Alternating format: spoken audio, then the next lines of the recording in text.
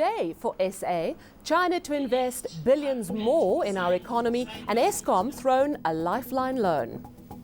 You can accuse me, you cannot accuse me. In Zimbabwe, less than a week before the general election, ZANU-PF furiously denies collusion with the Electoral Commission, but the main opposition is now threatening to withdraw from the poll. And in sports news, the Ajax Cape Town versus PSL legal drama drags on, with a case now due to be heard in court on Thursday.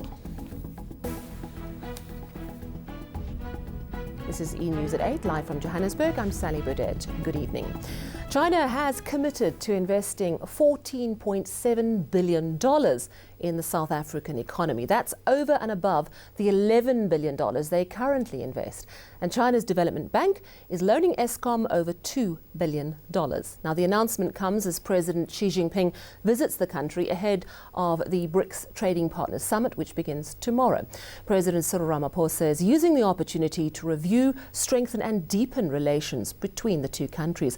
John Bailey has the story.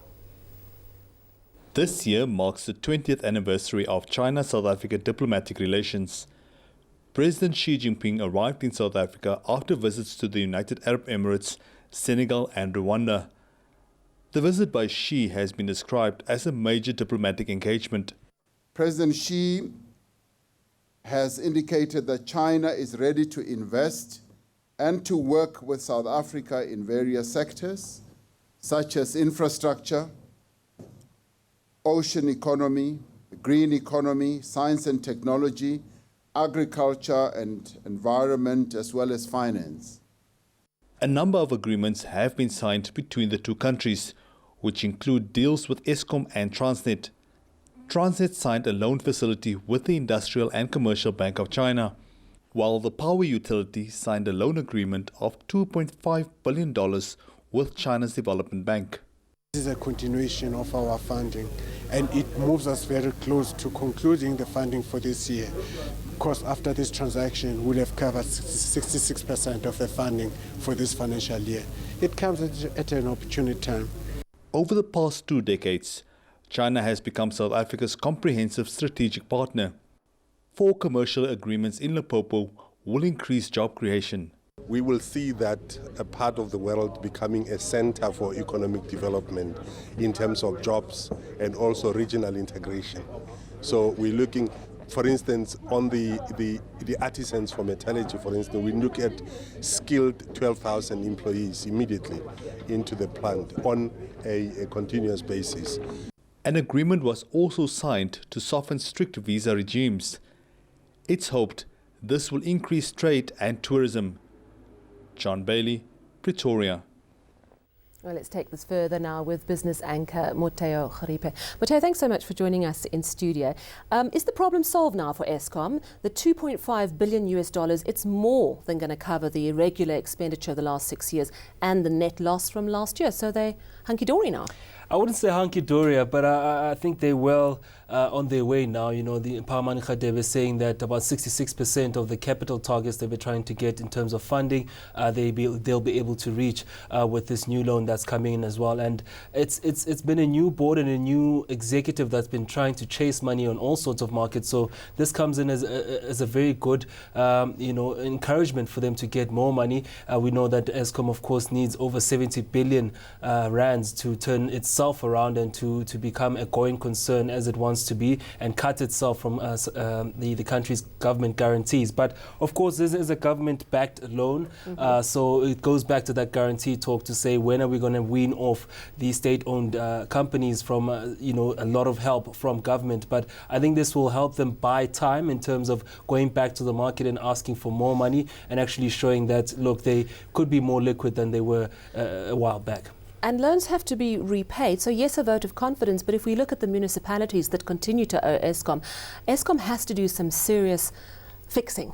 There was some tough talk from the CEO, Pahamani Khadebe, to say, look, we can't now not look at the money that we owed by municipalities. There needs to be some sort of drawback from municipalities to say, look, we can't pay you the amount that you want, but this is how much we are able to pay you. Eskom does need that money, and there needs to be a new culture of repayment in terms of municipalities. They're going to push. Of course, the other thing is, with wage talks still on the table, surely bonuses are back on the table after this good news today. Well, the NUM saying yesterday, you know, with terms of Eskom not wanting to pay bonuses, would be declaring war on the unions. So with the money they're seeing come in, there could be some interest from workers to say, well, there's a new loan, so surely we can relook the way these bonuses are structured.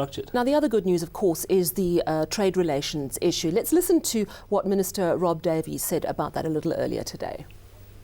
When we look at the existing quantum of Chinese investment, we record about $11 billion US, so 14 billion on top of that will be a substantial increase.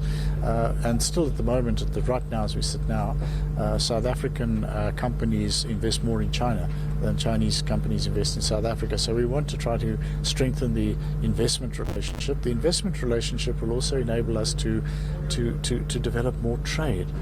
So we've been supporting the idea of investment-led trade rather than trade-led investment. Right, so the emphasis there, the imbalance is still in favour. The balance is still in favour of China. He talks about investment relationship. Why is that crucial? Why is that the best way forward? The way we've been trading with China so far has been on a government-to-government basis, which means they focus more on your Transnets and Escoms. He's speaking more to other opportunities in the market where other privately owned companies or agricultural processing companies come through. We've had them in textiles, but there could be a lot of tech that could come out in terms of investment from China. So investment from the private sector, from China's side into South Africa, is what he's more looking at now, instead of just having a bartering deal in terms of trade deals and MOUs that we've signed with them now. So he's looking at more capital coming from their markets to our market instead of just a government trade deal. Sounds fantastic. Well, let's hope it happens. Thank you so much. That was our business anchor, Moteo Khoriba, talking about Chinese investment in South Africa and that lifeline loan for Eskom today. Moving across our border now, and it's less than a week until Zimbabwe's general election, but things are already threatening to fall apart. Today, tempers flared at a meeting between the Zimbabwean Electoral Commission and political parties. The opposition MDC raised concerns that the commission is biased in favour of the governing ZANU-PF party. The commission dismissed those concerns, however, and now the MDC alliance leader, Nelson Chimasa, says it might boycott next week's poll. They have an emergency meeting planned for tomorrow. Here's a report now from Aldrin Sampier, part of our team in Zimbabwe ahead of the elections. It's significant that Nelson Chamisa has called this emergency meeting between the members of the MDC alliance, further putting the country on tenterhooks. They would make an assessment on whether it is worth to go into an election or not. But if you can make that, you can accuse me. But I can raise you cannot accuse me. I can raise. This follows a chaotic meeting between political parties as well as the Zimbabwe Electoral Commission, where it also emphasized that it will not give in to some of the demands that have been made, especially by the opposition parties, and accusations flew left, right and center, leading to ZANU-PF storming out of that meeting. But unfortunately, whenever they think that they're about to lose an election, they then want to lay allegations against ZANU-PF. At least one presidential candidate, Divine Wuve, has decided to pull out of the race, leaving only 22 presidential candidates who are in the running to become president of this country. On the other hand, the police say they will ensure that the July 30 elections are free, fair and peaceful. We expect the police to know more on human rights. We also expect them to have high discipline. A record number 71,000 police officers will be deployed across the country. Aldrin Sampier, Harare. Back home, and another ANC ward councillor has been gunned down, this time in Knysna in the Western Cape. Victor Molosi was ambushed outside his home in Concordia last night. Police say suspects fired several shots at him. The 50-year-old sustained a gunshot wound to the head and was declared dead at hospital. The motive for the shooting is unknown. No arrests have been made. But this killing comes 2 days after an ANC Youth League leader was shot dead in Umlazi in KwaZulu-Natal. Still ahead on eNews, a heartbroken mother pleads for mercy for the father who mistakenly killed the son.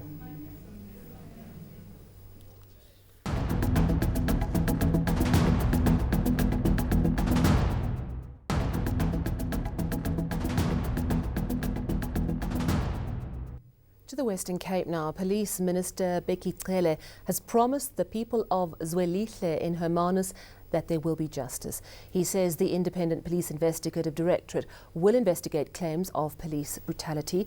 He's urged the community to let the law follow its course regarding arrested community leaders accused of violence. Now, the township has seen weeks of protests over land and housing, but some calm has now been restored. Today was the second visit by the minister to the troubled area. Artyom Tongana was there. As promised, the Minister of Police, Bekicele, returned to the community of Zwelihle. He held an imbizo where residents expressed their concern about the incidents that have been happening in the community.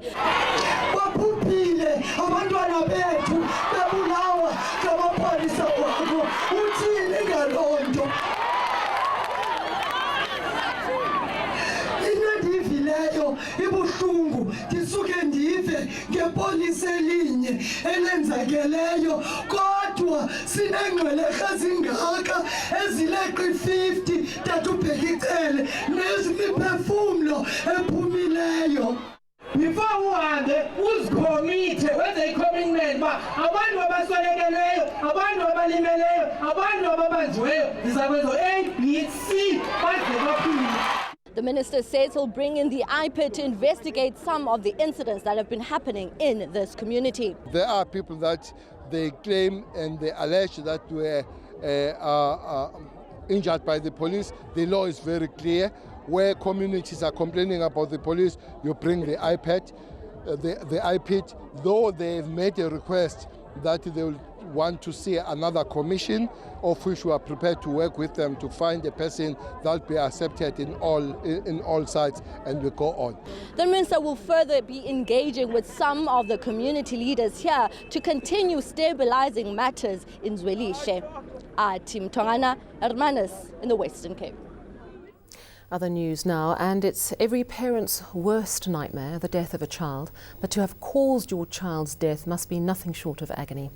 Well, today, Sibusiso Chabalala appeared in the Lenasia Magistrates Court. He's facing a murder charge for killing his 16-year-old son, Luyanda, last month. Now, Luyanda's mother says she forgives Chabalala and hopes the court will show mercy. Malungelo Boy reports. Spiwe Kalashiwayo is present in court for the first time.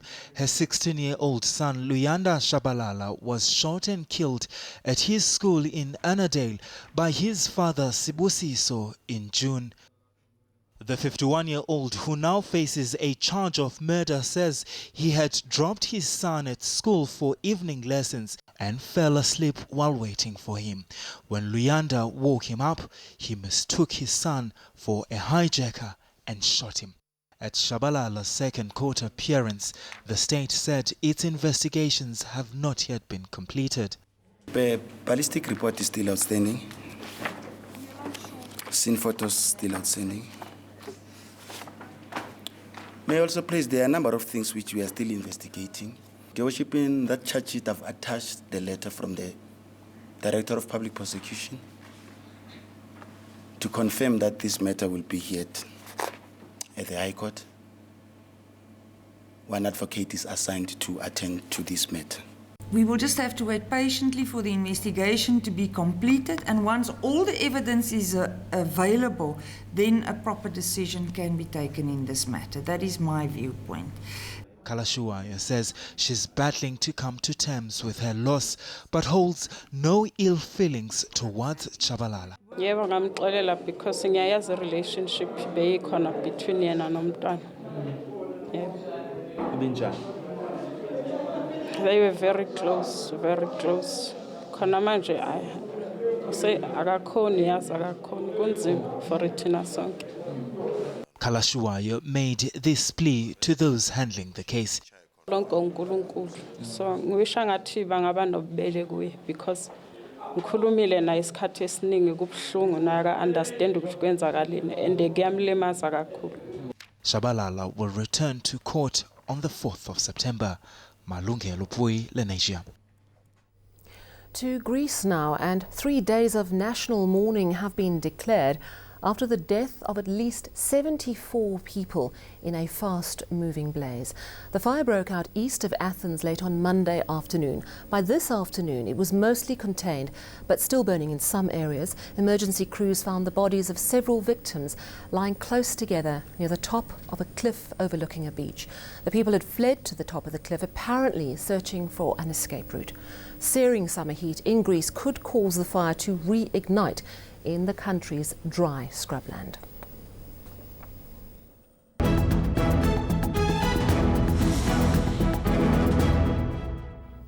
Let's recap your top story this evening. A good day for South Africa. China to invest billions more in our economy, and Eskom is thrown a lifeline loan. Weather next, and then a young pilot setting off on a journey of a lifetime, all for a good cause.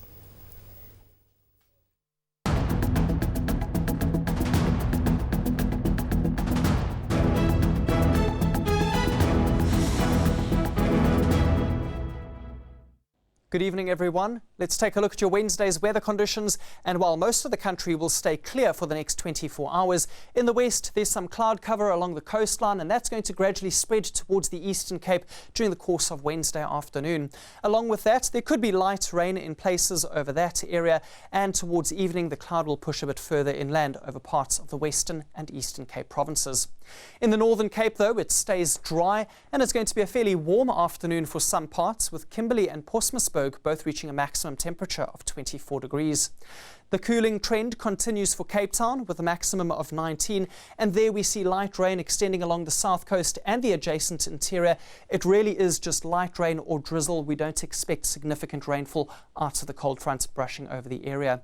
Light rain will also be possible for the Nelson Mandela Bay region, but only towards evening, so it will be a dry afternoon for Port Elizabeth, but significantly cooler than it has been with a maximum of 21.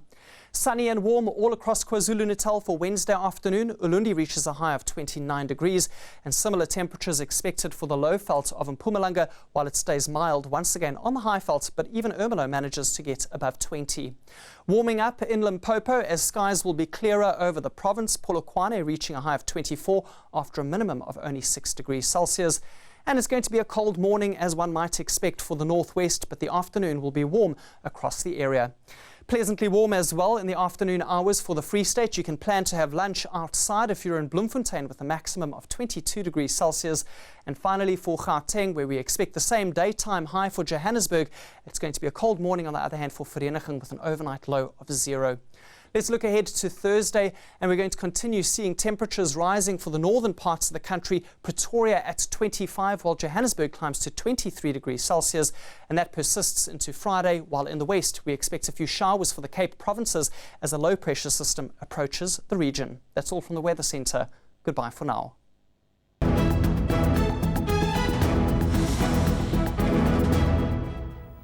And finally, an American teen is hoping to become the youngest pilot to circumnavigate the globe, and it's all for a good cause. The 18-year-old aviation student set off on his journey from Louisiana on Sunday. Mason Andrews will be on a 40-day journey, and it will entail flying up to 7 hours at a time.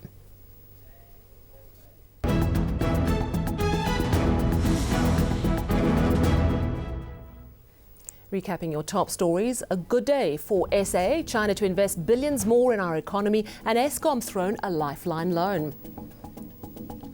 And in Zimbabwe, less than a week before the general election, ZANU-PF furiously denies collusion with the Electoral Commission, but the main opposition is now threatening to withdraw from the poll.